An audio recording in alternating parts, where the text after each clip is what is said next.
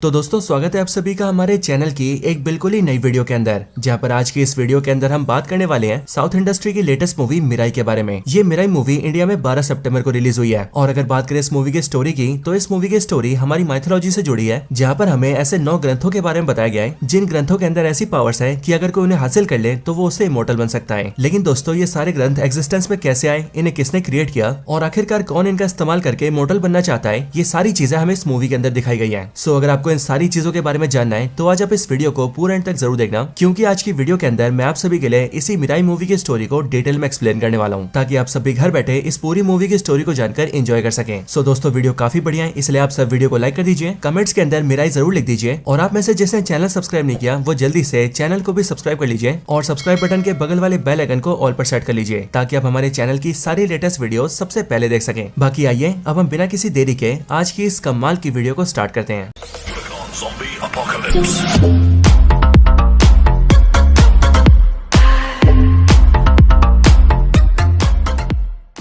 तो दोस्तों Mirae movie की स्टार्टिंग होती है साल 232 बीसी से, यानी कि आज से करीब 2255 साल पहले से। और इस इतिहास के समय में हम कहानी जानते हैं अशोक सम्राट की। अगर दोस्तों आप सब नहीं जानते कि अशोक सम्राट कौन है, तो मैं आपको बता दूं कि अशोक सम्राट इंडियन हिस्ट्री के सबसे बड़े वॉरियर्स में से एक है, और इन्होंने अपने टाइम पर मौर्य एम्पायर को रूल भी किया है। और दोस्तों अशोक सम्राट को लेकर सबसे बड़ी बात तो ये है कि इन्होंने अपनी लाइफ में जितनी भी वॉर्स लड़ी थी वो उनमें से एक भी वॉर नहीं हारे थे, और इसीलिए इतिहास के पन्नों में अशोक सम्राट को अशोक द ग्रेट कहा जाता है। अब दोस्तों मिराई मूवी की स्टार्टिंग में हम इसी अशोक सम्राट की स्टोरी जानते हैं, और यहाँ स्पेशल बात ये होती है कि अशोक सम्राट की स्टोरी यहाँ पर और कोई नहीं बल्कि एक्टर प्रभास एक्सप्लेन करते हैं। और प्रभास अशोक सम्राट के बारे में बताते हुए कहते हैं कि अशोक सम्राट इंडियन हिस्ट्री के बहुत बड़े वॉरियर थे, और उन्होंने बारी बारी करके सारे वॉर्स को जीता था। लेकिन जब अशोक सम्राट ने कलिंग वॉर को जीता, तब उसके बाद जाकर अशोक सम्राट को ये रियलाइज हुआ कि वॉर से कभी किसी का फायदा नहीं होता। वॉर सिर्फ डिस्ट्रक्शन लेकर आती है, जिस डिस्ट्रक्शन के अंदर न सिर्फ लोग मरते हैं बल्कि परिवार भी तबाह हो जाते हैं। और फिर इसी रियलाइजेशन की वजह से अशोक सम्राट ने वॉर लड़ना छोड़ दिया, एंड उन्होंने डिसाइड किया कि अब वो आज के बाद कभी भी किसी भी लड़ाई में इन्वॉल्व नहीं होंगे। लेकिन दोस्तों अशोक सम्राट के अंदर बहुत ही डिवाइन पावर्स थी, और इसीलिए उन्होंने ये फैसला किया कि वो अपनी इन पावर्स को सरेंडर कर देंगे, ताकि वो आने वाले टाइम में चाहकर भी अपनी इन पावर्स का इस्तेमाल न कर पाए। अब अशोक सम्राट ने जब अपनी पावर्स को सरेंडर किया, तब उन्होंने अपनी सारी पावर्स को 9 डिवाइन ग्रंथों में बांट दिया, और इन्हीं 9 ग्रंथों में से 8 ग्रंथों में तो उनकी सिद्धियां थी, यानी कि बेसिकली पावर्स थी। लेकिन इन सब में जो 9वां ग्रंथ था उसके अंदर अशोक सम्राट ने अपनी इमॉर्टल की पावर डाल दी, जिसे कहा जाता है अमृतवा। और इसीलिए दोस्तों 8 ग्रंथों के अंदर अशोक सम्राट की पावर्स थी, एंड 9वें ग्रंथ के अंदर अशोक सम्राट का अमृतत्व था। और इसीलिए अगर कोई भी इन 8 ग्रंथों को हासिल करने के बाद 9वें ग्रंथ को हासिल कर लेगा, तो 9वें ग्रंथ के अमृतत्व की वजह से वो इमॉर्टल हो जाएगा। लेकिन दोस्तों ये पावर्स किसी गलत हाथ में ना जाए, इसीलिए इन ग्रंथों को सेफ रखने के लिए अशोक सम्राट ने इसे 9 वॉरियर्स के हाथों में रख दिया। और ये 9 वॉरियर्स दुनिया भर के ऐसे वॉरियर्स थे जो कि अपने अपने क्षेत्रों में सबसे पावरफुल थे। और दोस्तों ये 9 वॉरियर्स दुनिया भर में फैले हुए थे, जैसे कि कोई वॉरियर चाइना का था, कोई अफ्रीका का था,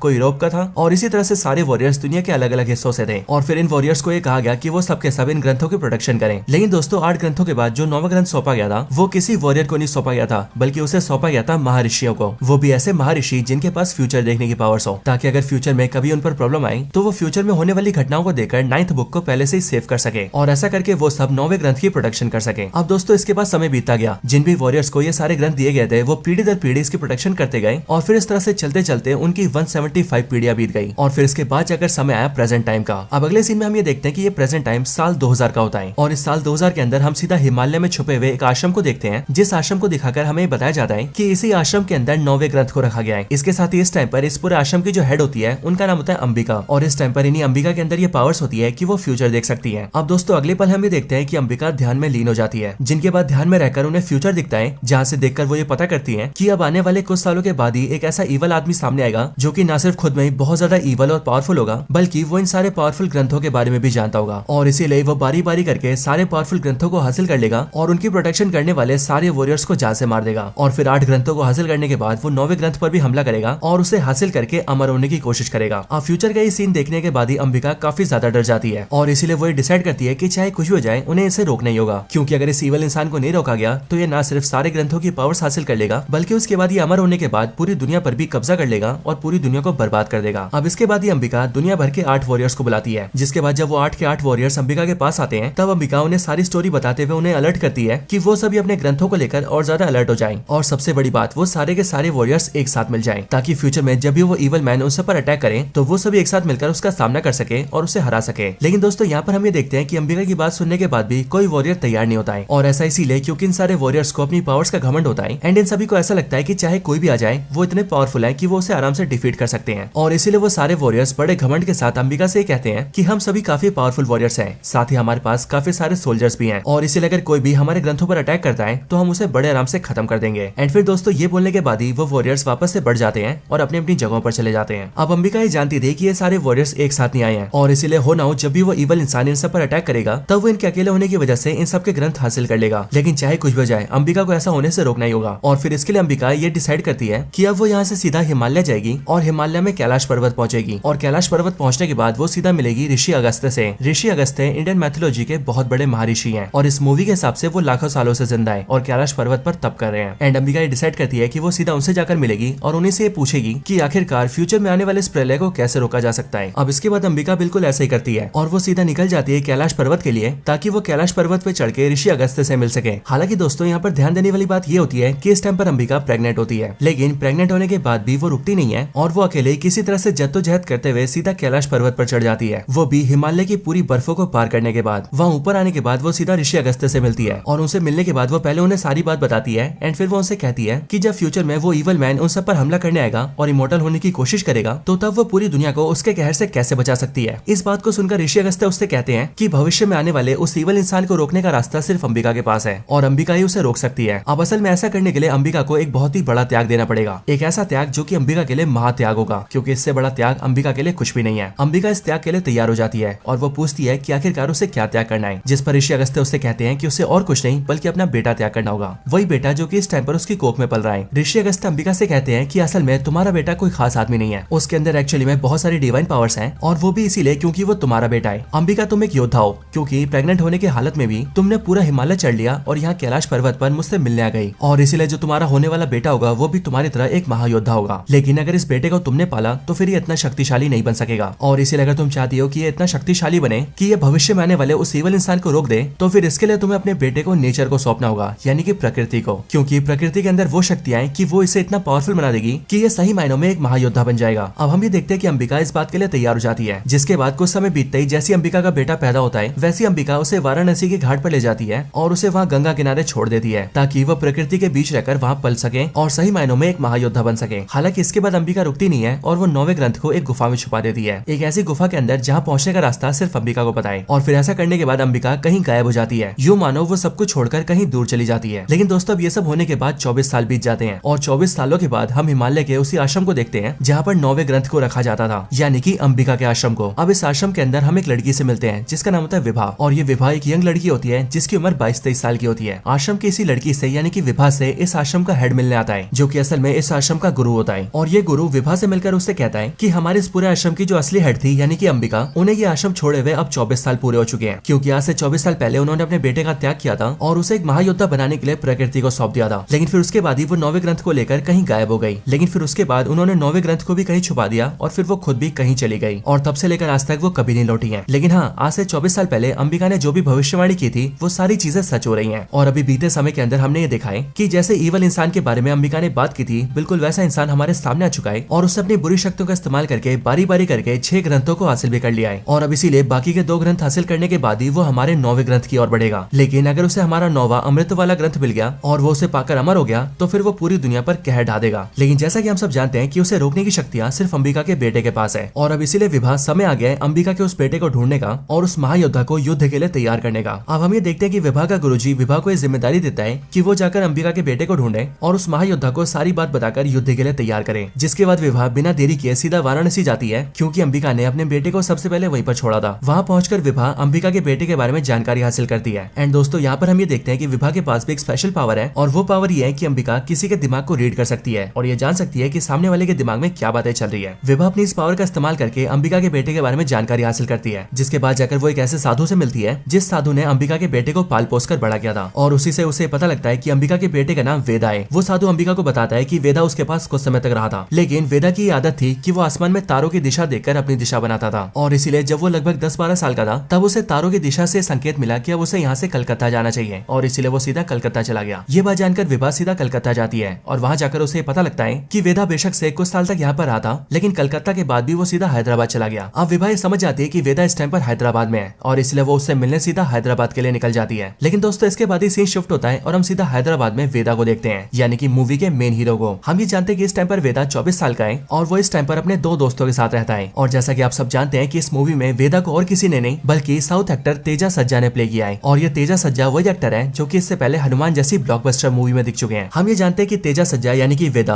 अपने दोनों दोस्तों के साथ मिलकर छोटे मोटे काम करता है, जैसे कि जो भी महंगी चीजें होती है, जैसे कि महंगी घड़ियां, महंगे जूते और महंगे कपड़े, वो इन सारी चीजों की फर्स्ट कॉपी तैयार करते हैं और उन्हें सस्ते में बेच देते हैं और इन सारी चीजों से उन्हें थोड़े बहुत पैसे मिल जाते हैं जिससे उनका गुजारा चलता है। लेकिन दोस्तों इसके साथ हम ये भी जानते हैं कि वेदा काफी अच्छा इंसान है और इसीलिए जाने अनजाने में सही वो काफी लोगों की मदद भी करता है। अब यहाँ पर हम एक ऐसी गैंग को देखते हैं जो कि गांजा सप्लाई करती है, लेकिन वेदा को जब उनके बारे में पता लगता है तब वेदा उनके सारे गांजे को जला देता है। लेकिन उस वजह से वेदा और उसके दोस्तों की उस गैंग से लड़ाई हो जाती है, बट इन सबके बीच ही पुलिस वहाँ पर आती है और वो उन सभी को पकड़ के पुलिस थाने में बंद कर देती है। हालांकि उस टाइम पर ही विभा भी वहाँ पर पहुंचती है और इसलिए वो वेदा के पीछे सीधा थाने जाती है और वेदा और उसके दोस्तों को पुलिस स्टेशन से बाहर निकलवा लेती है। इसके बाद विभा वेदा से मिलकर उसे सारी कहानी समझाती है और वो उसे ये भी बताती है कि वो असल में एक महायोद्धा है। लेकिन दोस्तों हम ये देखते हैं कि वेदा इस बात को काफी हंसी मजाक से लेता है और वो विभा की किसी भी बात को सीरियसली नहीं लेता। बट दोस्तों इस चीज को समझाने के लिए विभा वेदा को कई सारी चीजें दिखाती है और वो उसे बताती है कि वेदा बेशक से बुरे काम भी करना चाहे लेकिन तभी उससे अच्छे काम ही होते हैं, और वो भी इसीलिए क्योंकि वेदा को किसी खास मकसद के लिए चुना गया है। अब वेदा विभा की इस बात को भी नहीं मानता है और वो उससे कहता है कि वो सिर्फ बुरे काम करता है, अच्छे काम करना उसकी डिक्शनरी में नहीं है। एंड इस बात को साबित करने के लिए वो विभा को अपने दोस्तों के साथ एक गाड़ी के पास ले जाता है एंड वो विभा से कहता है कि अभी वो इस गाड़ी को चोरी करेगा और देखना चोरी करना एक बुरी चीज होती है, इसलिए वो सिर्फ बुरे काम करेगा और उसके भाग्य में कोई अच्छा काम नहीं लिखा है। अब ये चीज बोलकर वेदा अपने दोस्तों के साथ उस गाड़ी को चोरी कर लेता है, लेकिन चोरी करने के बाद जैसे वो गाड़ी को थोड़ी दूर लेकर जाता है वैसे उसे गाड़ी के अंदर से किसी की आवाज आने लगती है एंड फिर इसीलिए वो जैसी गाड़ी की डिक्की खोलता है वैसे वही देखता है कि उस गाड़ी की डिक्की के अंदर 2 छोटी बच्चियां होती हैं और एक्चुअली में वेदा ने जिस आदमी से इस गाड़ी को चुराया होता है वो एक्चुअल में किडनैपर होता है जो कि इन दोनों बच्चियों को किडनैप करके ले जा रहा होता है और इसलिए यहाँ पर इन बच्चों को देखकर वेदा इन्हें फ्री करता है एंड इन्हें इनके घर भेज देता है। अब ये चीज दिखाकर विभा से बताती है कि देखा इस बुरी चीज में भी एक अच्छाई छुपी थी और इसीलिए दोस्तों वेदा को भी इस बात का रियलाइजेशन होने लगता है कि शायद से विभा जो भी कह रही है वो सही कह रही है। हालांकि अब इन सब के बाद ही विभा उसे एक हैंड साइन बनवाती है और उस हैंड साइन को अपने सर पर लगाने के लिए कहती है, जिसके बाद वेदा जैसे उस हैंड साइन को अपने सर पर लगाता है वैसे ही उसे अपनी सारे पास्ट की मेमोरीज याद आ जाती है और ये उस टाइम की मेमोरीज होती है जिस टाइम पर वेदा अपनी मदर के पेट में था। ये सारी चीजें देखकर वेदा अपनी मदर को याद करता है और वो उनकी कही हुई सारी बातें भी याद कर लेता है, जिसके बाद ही वेदा को अपने बारे में सारी सच्चाई पता लग जाती है। और फिर इसीलिए दोस्तों विभा वेदा से ये कहती है कि अब अगर ये सारी चीजें जानने के बाद वेदा तैयार हो तो अब वो उसके साथ चल सकता है। और फिर ये चीज बोलकर विभा वहाँ से चली जाती है और अपने पास के होटल रूम में चली जाती है, उसी होटल रूम में जहाँ पर विभा स्टे कर रही थी। हालांकि दोस्तों इसी टाइम पर दूसरी तरफ हम मूवी के मेन विलन से मिलते हैं, यानी कि उसी इविल इंसान से जिसके बारे में अंबिका ने सबको अलर्ट किया था। हमें पता लगता है कि इस इविल इंसान का नाम है महाबीर लामा और इसे इस मूवी के अंदर प्ले किया है एक्टर मंचू मनोज ने, जो कि साउथ के एक्टर हैं। ये महाबीर लामा काफी ज्यादा इवल और काफी ज्यादा पावरफुल होता है और ये अब तक 6 वॉरियर्स तक पहुंचकर उनसे ग्रंथ हासिल कर चुका है और उन सारे वॉरियर्स को जान से मार चुका है। और अब इसीलिए सब के बाद ये पहुंचता है सीधा 7वें ग्रंथ के पास। हम ये जानते हैं कि ये 7वां ग्रंथ जापान के अंदर है और जापान का एक पावरफुल निंजा वॉरियर इस टाइम पर इसकी प्रोटेक्शन करता है। और सिर्फ ये नहीं बल्कि इस पावरफुल निंजा वॉरियर के पास काफी सारे पावरफुल सोल्जर्स भी हैं। अब महाबीर लामा इसके पास 7वें ग्रंथ को हासिल करने पहुंचता है, जिसके रिस्पॉन्स में उस निंजा वॉरियर की महाबीर लामा से फाइट होती है। बट इस फाइट के अंदर हम ये देखते हैं कि महाबीर लामा न सिर्फ इस निंजा वॉरियर के सारे सोल्जर्स को मार देता है बल्कि वो इस निंजा वॉरियर को भी खत्म कर देता है और फिर वो बड़े आराम से 7वें ग्रंथ की ताकत भी हासिल कर लेता है एंड फिर वो निकल जाता है सीधा 8वें ग्रंथ को हासिल करने। आगे हम ये जानते हैं कि इस टाइम पर 8वां ग्रंथ मोरक्को में है, जो मोरक्को एक अफ्रीकन कंट्री है और यहाँ पर एक पावरफुल अफ्रीकन सोल्जर इस ग्रंथ की प्रोटेक्शन करता है। लेकिन महाबीर लामा इसके पास भी पहुंचकर इसे डिफीट कर देता है और इस वॉरियर के साथ साथ इसके सारे सोल्जर्स को भी खत्म कर देता है एंड फिर इसके बाद वो 8वें ग्रंथ की ताकत भी हासिल कर लेता है और अब इसीलिए बाकी रह जाता है तो सिर्फ 9वां ग्रंथ। लेकिन उस 9वें ग्रंथ को इस टाइम पर अंबिका ने कहीं पर छुपाया हुआ है, एक ऐसी जगह पर जहाँ के बारे में अंबिका के बारे में और कोई नहीं जानता है। अब हालांकि दोस्तों इसके बाद ही हम महाबीर लामा की एक गर्लफ्रेंड के बारे में जानते हैं, जो कि उसकी गर्लफ्रेंड कम एंड उसके काम में उसके साथ ही ज्यादा होती है एंड उसका नाम होता है यूका। ये लड़की भी काफी ज्यादा फाइट में एक्सपर्ट होती है और ये इतनी ज्यादा ट्रेंड होती है कि अकेले 100-200 इंसानों को आराम से खत्म कर सकती है। हम ये जानते हैं कि ये महाबीर लामा के कहने पर 10 साल से किसी आश्रम में छुपकर रह रही थी और वहाँ पर वो एक स्टूडेंट के तौर पर रह रही थी और वहाँ पर उसका मकसद सिर्फ यही था कि वो 9वें ग्रंथ के आश्रम को ढूंढ सके। और इसीलिए जैसे उसे 9वें ग्रंथ के आश्रम की लोकेशन मिलती है वैसे ही वो अपने आश्रम के गुरु को जान से मार देती है और सीधा निकल जाती है हिमालय में बसे 9वें ग्रंथ के आश्रम के पास। अब 9वें ग्रंथ के आश्रम के अंदर आने के बाद वो सीधा इस आश्रम के गुरु से मिलती है, यानी कि वही गुरु जो कि विभा का गुरु है। इस गुरु से मिलकर यूका उससे पूछती है कि आखिरकार 9वां ग्रंथ कहाँ पर रखा है, बट एज ऑफ कोर्स ये गुरु उसे कुछ भी नहीं बताता है। लेकिन दोस्तों इसी टाइम पर हम ये देखते हैं कि इस गुरु के पास एक कबूतर उड़ के आता है और ये कबूतर इस टाइम पर उसके पास विभा ने भेजा होता है और इस कबूतर के साथ साथ एक चिट्ठी होती है, जिस चिट्ठी के अंदर विभा ने लिखा था कि उसने योद्धा को ढूंढ लिया है और इसीलिए वो योद्धा के साथ जल्दी आ रही है। लेकिन दोस्तों क्योंकि यहाँ पर यूका होती है, इसलिए वो उस कबूतर को पकड़ के चिट्ठी को पढ़ लेती है और फिर इसके लिए वो सबसे पहले विभा के गुरु को जान से मार देती है एंड देन उसके बाद वो उस कबूतर के पैर में एक ट्रैकर लगा देती है और उसे फिर से विभा के पास उड़ा देती है। इसके बाद यूका अपने साथियों के साथ मिलकर उस कबूतर को ट्रैक करती है ताकि उसे ट्रैक करते हुए वो सीधा विभा के पास पहुंच जाए। और ये सब इसीलिए क्योंकि यूका को ऐसा लगता है कि शायद से विभा ग्रंथ के बारे में जानती है। अब कबूतर को ट्रैक करते करते यूका सीधा उसी होटल के पास पहुंच जाती है जिस होटल के अंदर इस टाइम पर विभा रह रही है और यूका वहां पर पहुंचकर मारकाट करने लगती है और विभा को ढूंढने लगती है। लेकिन दोस्तों विभा किसी तरह से बचते बचाते जल्दी से वेदा के पास पहुंच जाती है। लेकिन उसके ठीक बाद ही यूका भी वहां पर पहुंचती है और वो वेदा से विभा को मांगती है। लेकिन ये देखकर वेदा विभा की प्रोटेक्शन करता है और वो यूका से फाइट करता है ताकि वो विभा को बचा सके। लेकिन क्योंकि दोस्तों इस टाइम पर वेदा की सारी पावर्स अनलॉक नहीं होती, इसलिए यूका उसे बड़े आराम से डिफीट कर देती है और उसे जान से मारने लगती है। लेकिन ये देखकर विभा उसे बचाने की कोशिश करती है और वो यूका से कहती है कि अगर उसने वेदा को जान से मारा तो वो खुद के हाथ काट कर जान ले लेगी और अगर ऐसा हुआ तो फिर वो 9वें ग्रंथ तक कभी नहीं पहुंच पाएगी। अब ये सुनकर जो यूका होती है वो वेदा की जान छोड़ देती है और वो विभा को पकड़कर अपने साथ ले जाती है ताकि वो उसके जरिए 9वें ग्रंथ के बारे में जान सके। लेकिन एज ऑफ कोर्स विभा भी 9वें ग्रंथ के बारे में नहीं जानती थी, इसीलिए यूका और महावीर लामा को 9वें ग्रंथ के बारे में कुछ भी पता नहीं लगता है। अब दोस्तों इन सब के बाद ही हम वेदा को देखते हैं, जिसे कि जब होश आता है तब वो ये रियलाइज करता है कि यूका से होने वाली लड़ाई के अंदर उसने उसे अधमरा कर दिया था और सिर्फ ये नहीं बल्कि उसे अधमरा करने के बाद यूका उसके सामने से विभा को भी अपने साथ ले गई है। और फिर अब इसके लिए वेदा विभा के बताए हुए हैंड साइन को फिर से क्रिएट करता है और फिर से उस हैंड साइन को अपने सर पे लगाता है, जिससे कि उसे अपनी मदर की फिर से विजुअल्स आते हैं जहाँ से वो जानता है मिराई के बारे में। अब हालांकि दोस्तों मिराई क्या है इसके बारे में आपको आगे पता लगेगा, लेकिन इस विजुअल के साथ ही हम ये देखते हैं कि अपनी मदर को याद करने की वजह से वेदा के चेस्ट पर एक सिंबल बन जाता है। लेकिन जब वेदा अपने दोस्तों के साथ मिलकर उस सिंबल के बारे में पता करता है तब उसे पता लगता है कि वो सिंबल असल में एक नक्शा है और वो भी उस जगह का नक्शा जिस जगह पर मिराई रखा गया है। अब दोस्तों इसके बाद ही वेदा ये डिसाइड करता है कि वो सीधा मिराई लेने जाएगा, जिसके बाद ही वेदा अपने दोस्तों को लेता है और सीधा निकल जाता है हिमालय की तरफ। लेकिन दोस्तों हिमालय की तरफ जाते जाते रास्ता काफी कठिन हो जाता है एंड फिर इसीलिए वेदा अपने दोस्तों को वहीं पर छोड़ता है और आगे के रास्ते को अकेला कवर करता है। लेकिन फिर इसके बाद जाकर वेदा अचानक से एक बर्फ के गुफा में गिर जाता है, लेकिन उसी गुफा के अंदर वो देखता है कि उसके सामने मिराई रखा गया है। अब दोस्तों ये जो मिराई है इस वर्ड का मतलब होता है फ्यूचर यानी कि भविष्य, और इस मूवी के अंदर ये मिराई बेसिकली एक वेपन है जो वेपन भगवान श्री राम के टाइम से चलता आ रहा है और भगवान श्री राम ने इस वेपन को अपने हाथों से टच किया था एंड इसीलिए इसके अंदर काफी सारे डिवाइन पावर्स हैं। और वेदा को अपनी मदर के विजुअल्स के जरिए पता लगा था कि इसी मिराई का इस्तेमाल करके वो उस इवल मैन को रोक सकता है एंड इसीलिए अभी वो मिराई को हासिल करने की कोशिश करता है। लेकिन वेदा जैसी मिराई की ओर आगे बढ़ता है वैसी वो देखता है कि उस जगह पर एक बड़ा सा पक्षी है, एक ऐसा बड़ा सा पक्षी जो कि उस मिराई की प्रोटेक्शन कर रहा है। अब एक्चुअली में दोस्तों हमें पता लगता है कि ये बड़ा सा पक्षी और कोई नहीं रामायण के टाइम में दिखने वाले जटायु के छोटे भाई संपाति का वंशज है और ये वंशज लाखों सालों से मिराई की प्रोटेक्शन कर रहा है एंड इसीलिए वो जैसे यहाँ पर वेदा को देखता है वैसी वो वेदा पर हमला कर देता है, जिसके रिस्पॉन्स में वेदा इससे बचने की कोशिश करता है। लेकिन फाइट के दौरान ही वेदा को ये याद आता है कि उसके विजुअल्स में उसकी मदर ने उससे कहा था कि वेदा का जब इस पक्षी से सामना होगा तब उस टाइम पर वेदा को इसके सर को टच करना होगा, क्योंकि इसके सर को छूते ही इस पक्षी को वेदा की सारी सच्चाई पता लग जाएगी और वो ये जान जाएगा कि वेदा के इरादे बिल्कुल ठीक है, जिसके बाद वो खुद ही वेदा को मिराई लेने देगा। अब यहाँ पर वेदा बिल्कुल ऐसे करता है और वो इस पक्षी के सर को टच कर लेता है, जिसके बाद ये पक्षी वेदा की सच्चाई जान जाता है और वो ये जान जाता है कि वेदा के इरादे क्या है एंड फिर इसके बाद ही वो वेदा को मिराई लेने देता है। अब मिराई को हासिल करने के बाद वेदा वहाँ से निकलता है और वहाँ से नीचे आकर अपने दोस्तों से मिलता है। लेकिन अब दूसरी तरफ जैसे ऋषि अगस्त्य को ये पता लगता है कि वेदा ने मिराई को हासिल कर लिया है तब वो सीधा उसकी हेल्प के लिए आते हैं एंड वो उससे मिलकर उससे कहते हैं कि उनका नाम ऋषि अगस्त्य है और वेदा ने इस टाइम पर जिस वेपन को यानी कि मिराई को हासिल किया है उसके अंदर बहुत सी खास डिवाइन पावर्स छुपी है, लेकिन वेदा को धीरे धीरे करके इन सबको अनलॉक करना होगा और उसे सीखना होगा मिराई को इस्तेमाल करने का तरीका। अब इसके बाद ऋषि अगस्त्य वेदा से कहता है कि उसे इस मिराई को लेकर सीधा भगवान श्री राम के स्थान पर जाना होगा यानी कि अयोध्या, क्योंकि वहाँ पहुंचने के बाद ही उसे उसके आगे का रास्ता दिखेगा और वो मिराई को और अच्छे से इस्तेमाल करना सीख जाएगा। अब ये चीज सुनने के बाद वेदा अपने दोस्तों के साथ सीधा अयोध्या जाता है, लेकिन जब वो वहाँ पर पहुंचता है तब वो देखता है कि वहाँ पर महावीर लामा की साथी यानी कि यूका अपने कई सारे सोल्जर्स के साथ वेदा पर अटैक कर देती है और साथ ही साथ वेदा ये भी देखता है कि यूका इस टाइम पर विभा को भी अपने साथ लेकर आई होती है। लेकिन दोस्तों इस फाइट के अंदर हम ये देखते हैं कि वेदा मिराई की पावर्स को अनलॉक कर लेता है एंड उसकी शक्तियों का इस्तेमाल करके वो यूका को डिफीट कर देता है और उसे अधमरा कर देता है और साथ ही साथ वो उसके सारे सोल्जर्स को भी बहुत बुरी तरह से पीटता है और फिर ऐसे यूका को हराने के बाद वो विभा को लेकर सीधा वहाँ से निकल जाता है। अब दोस्तों विभा को पाने के बाद वेदा अपनी मॉम की मेमोरीज याद करता है, जिसके बाद उसकी मेमोरीज में हम ये देखते हैं कि उसकी मदर ने उससे कहा था कि मिराई को हासिल करने के बाद जब तुम उसकी शक्तियों को अपना लोगे तब तुम्हें उसके बाद सीधा तंत्रवन जाना होगा और फिर इसीलिए तंत्रवन का नाम सुन के वेदा सभी को लेकर सीधा तंत्रवन की ओर निकल जाता है। अब दोस्तों हमें पता लगता है कि तंत्रवन असल में वो जगह है जहाँ पर ग्रंथों के योद्धाओं में से पहला योद्धा रहता है। वहाँ पहुंचकर वेदा जैसी पहले योद्धा से मिलता है वैसी पहला योद्धा उसके हाथों में मिराई को देखकर ये समझ जाता है कि वेदा और कोई नहीं बल्कि महायोद्धा है, वही महायोद्धा जो कि इवल मैन को रोकने आया है और फिर इसीलिए वो वेदा को अपने साथ ले जाता है एंड उसे सारी सच्चाई बताता है। अब दोस्तों इस स्टोरी के अंदर ही हमें पता लगता है कि आखिरकार महावीर लामा कौन है और वो क्यों इन सारे ग्रंथों के पीछे पड़ा हुआ है। एक्चुअली में पहले योद्धा की स्टोरी के हिसाब से हम ये जानते हैं कि आज से बहुत साल पहले महावीर लामा एक छोटे से गाँव में रहता था, लेकिन उस गाँव में उसका जो पिता था उसने दूसरी शादी कर ली और इसीलिए अपनी पहली पत्नी से छुटकारा पाने के लिए उसने उसे डायन साबित कर दिया और गाँव वालों के साथ मिलकर उसने उसे जला दिया। लेकिन अब क्योंकि वो जलने वाली महावीर लामा की मदर थी, इसीलिए सबने महावीर लामा को भी मनहूस कहना स्टार्ट कर दिया और साथ ही सबने ये कहा कि वो एक डायन और चुड़ैल का बेटा है। इन चीजों की वजह से पूरे गाँव ने महावीर लामा से नफरत करना शुरू कर दिया और सबने मिलकर महावीर का तिरस्कार कर दिया। लेकिन फिर ये सारी चीजें देखकर जब महावीर ने भगवान से मदद मांगी तब भगवान ने उसकी कोई हेल्प नहीं करी और फिर इसके बाद ही महावीर लामा ने ये समझ लिया कि भगवान उसकी कभी कोई मदद नहीं करेगा एंड उसे जो करना है वो खुद ही करना है। इसके बाद ही महावीर लामा सभी इंसानों और भगवानों के खिलाफ हो गया और फिर इसके लिए सबसे पहले जो भी उसे चिढ़ाता था या बुरा कहता था, महावीर लामा ने उसे मारना शुरू कर दिया और उन सबको मारते मारते एक दिन उसने अपने पूरे गाँव को जला दिया और पूरे गाँव में आग लगा के बाहर बैठकर उन्हें देखकर हंसने लगा। लेकिन उसी टाइम पर मैंने यानी कि पहले योद्धा ने उस जलते हुए गाँव को देखा और फिर इसलिए जब मैं महावीर लामा से मिला तब मुझे ऐसा लगा कि वो एक बेबस और लाचार बच्चा है जो कि अपने परिवार को गाँव में खो चुका है और अब क्योंकि उसका पूरा गाँव जल चुका था इसलिए मैं उसे अपने साथ ले आया और यहाँ अपने पास रख के मैंने उसे अपनी सारी शिक्षाएं दी। मैंने उसे अपनी सारी शक्तियां सिखाई, उसे जादू करना सिखाया, विद्याएं दी और उसे अपने बेटे के बराबर का प्यार और सम्मान दिया। यहाँ तक कि मेरे जितने भी शिष्य थे उन सब में महावीर लामा सबसे बढ़िया था और फिर इसीलिए समय बीतता गया और फिर वो समय आया जिस दिन मुझे अपने पहले ग्रंथ के लिए अपना सक्सेसर चाहिए था। अब ऐसा करने के लिए मेरे पास दो ऑप्शन थे, पहला मेरा बेटा और दूसरा महावीर लामा। लेकिन इन दोनों में से कौन योग्य है उसके लिए मैंने उन दोनों की परीक्षा ली। उस परीक्षा के अंदर शक्तियों के मामले में महावीर लामा काफी आगे था, लेकिन मैंने ये देखा कि महावीर लामा की शक्तियों में एग्रेशन है और महावीर ऐसा है जो कि अपने फायदे के लिए किसी को नुकसान भी पहुंचा सकता है और इसीलिए उसके मन की इस चीज को देखकर मैंने उसे रिजेक्ट कर दिया और पहले ग्रंथ को सौंप दिया अपने बेटे को। लेकिन महावीर से ये चीज झेली नहीं गई और वो इतने ज्यादा गुस्से में आ गया कि उसने खुंदक में मेरे बेटे को जान से मार दिया, उससे पहले ग्रंथ को छीन लिया, उसकी शक्तियों का बुरा इस्तेमाल किया और हमारे पूरे गाँव के लिए एक जादुई धागे बनाकर उन सबको पहना दिया और उसके इस्तेमाल से एक ही झटके में उन सबकी जान लेने लगा। यहाँ तक कि वो इतना शक्तिशाली हो गया था कि मैं भी उसे रोक नहीं पा रहा था। लेकिन फिर उसी समय पर अंबिका सामने आई और उसने हम सबको बचाया। अंबिका ने महावीर लामा को रोक दिया, लेकिन अब क्योंकि उसकी शक्ति की वजह से हमारा पूरा गाँव मरता जा रहा था इसीलिए अंबिका ने अपने आप को आग में त्याग दिया और उन शक्तियों से हमारे पूरे गाँव की जान बचा ली। अब हालांकि हमारे गाँव की जान तो बच गई, लेकिन अंबिका ने अपने जीवन का त्याग कर दिया था। और रही बात महावीर लामा की, तो वो पहले ग्रंथ को लेकर भाग गया, लेकिन फिर उसके बाद भी महावीर लामा रुका नहीं और उसने बारी बारी करके कुछ सालों के अंदर बाकी सारे ग्रंथों को भी हासिल करना शुरू कर दिया। और फिर इसी तरह से देखते देखते अब उसके पास 8 ग्रंथ है एंड अब उसका लक्ष्य है 9वें ग्रंथ को हासिल करना, जिसके अंदर अमृतत्व है और अगर उसने उसे हासिल कर लिया तो फिर वो अमर हो जाएगा। एंड अब क्योंकि वो पूरी दुनिया के सारे लोगों से नफरत करता है इसीलिए वो एक ही झटके में इंसानों को मारने की कोशिश करेगा। अब दोस्तों महावीर लामा के बारे में सारी चीजें जानने के बाद वेदा ये फैसला करता है कि वो अपनी मदर के सैक्रिफाइस को बेकार नहीं जाने देगा एंड अब वो कुछ भी करके 9वें ग्रंथ को ढूंढकर उसकी प्रोटेक्शन करेगा। अब इसके बाद ही वेदा अपने साथियों के साथ मिलकर सीधा 9वें ग्रंथ को ढूंढने निकलता है, लेकिन फिर रास्ते में उसे तारे फिर से दिशा दिखाते हैं और उसे देखकर वेदा ये याद करता है कि वो बचपन से इन तारों की डायरेक्शन देख रहा है और इन तारों के जरिए उसकी मदर ही हमेशा उसकी हेल्प करती थी और वो तारों की मदद से उसे सही रास्ता दिखाती थी। एंड इसलिए आज भी वो इन तारों की डायरेक्शन में जाता है और उसके जरिए सीधा उसी गुफा तक पहुंच जाता है जहाँ पर 9वां ग्रंथ रखा गया है और फिर वहाँ पहुंचकर वेदा 9वें ग्रंथ को ले लेता है। अब इसके बाद ही वेदा अपने साथियों के साथ मिलकर उस 9वें ग्रंथ को लेकर जा रहा होता है, लेकिन फिर रास्ते में महावीर लामा उस पर हमला कर देता है और वो उससे 9वां ग्रंथ छीनने की कोशिश करता है। यहाँ पर वेदा अपनी मिराई की मदद से महावीर लामा पर हमला करता है और इस फाइट के अंदर वो महावीर लामा पर भारी तो पड़ता है, लेकिन महावीर लामा इतना ज्यादा पावरफुल होता है कि वो वेदा को न सिर्फ डिफीट कर देता है बल्कि वो उससे 9वें ग्रंथ को भी हासिल कर लेता है और फिर उसके बाद ही वो सारे ग्रंथ की पावर्स को एक्टिवेट करता है और फिर वो देखते देखते एक ही बार में अमर हो जाता है, यानी कि इमोर्टल। और अब क्योंकि इस टाइम पर महाकुंभ का टाइम होता है इसलिए महावीर लामा महाकुंभ के पास एक पोर्टल ओपन करता है और महाकुंभ में आए हुए करोड़ों लोगों को एक साथ जान से मारने लगता है। इसके साथ ही महावीर लामा वेदा को भी बहुत ज्यादा इंजर्ड कर देता है, लेकिन फिर इसके बाद जब वेदा के पास सारे रास्ते बंद हो जाते हैं तब वो अपनी मेमोरीज में अपनी मदर की कही हुई बातों से अपनी पावर्स को अनलॉक करता है और वो मिराई को सीधा अपने हाथों में पकड़ता है। और अब क्योंकि दोस्तों अगर आपको याद हो तो मिराई वही वेपन है जिसे भगवान श्री राम ने अपने हाथों से पकड़ा था, इसलिए यहाँ पर हम ये देखते हैं कि इसके अंदर लॉर्ड राम की पावर्स होती है और इसीलिए मिराई देखते ही देखते लॉर्ड राम का धनुष बन जाता है और उसके अंदर एक तीर भी आ जाता है, जिसके बाद ही वेदा उस तीर को सीधा महावीर लामा को मारता है एंड उस डिवाइन और पावरफुल तीर के अटैक से महावीर लामा जो कि इमॉर्टल हो चुका था वो एक ही अटैक में खत्म हो जाता है और महावीर लामा के खत्म होने के साथ ही उसकी पावर्स के असर से महाकुंभ में मरने वाले सारे लोग भी जिंदा बच जाते हैं एंड इस तरह से वेदा महावीर लामा का दी एंड कर देता है और फिर इसके साथ ही ये पूरी मूवी खत्म हो जाती है। अब दोस्तों इस पूरी मूवी की स्टोरी काफी अच्छी थी, लेकिन इस मूवी के एंड होने के साथ ही इस मूवी के अंदर एक पोस्ट कार्ड सीन भी आता है एंड उसके अंदर हम मिराई पार्ट 2 के मेन विलन को देखते हैं। और वैसे इस पोस्ट कार्ड सीन से हमें इसके आगे की स्टोरी तो पता नहीं लगती, लेकिन हाँ हमें ये चीज जरूर बता दी जाती है कि मिराई की स्टोरी यहाँ पर खत्म नहीं हुई है और इसीलिए आने वाले टाइम में इसके और भी पार्ट्स आएंगे जिसके अंदर इसकी स्टोरी को कंटिन्यू किया जाएगा। बट दोस्तों अभी के लिए इस पूरी मूवी की स्टोरी यहीं पर खत्म होती है। सो अगर आपको ये वीडियो और मूवी की स्टोरी पसंद आई हो तो आप सब वीडियो को लाइक करना, कमेंट्स के अंदर गुड, वेरी गुड या फिर इस मूवी का नाम यानी कि मिराई जरूर लिखना और जिन्होंने चैनल सब्सक्राइब नहीं किया वो जल्दी से चैनल को भी सब्सक्राइब कर लेना। बाकी मैं आपसे मिलता हूँ ऐसी किसी और बेहतरीन वीडियो में, तब तक के लिए गुड बाय।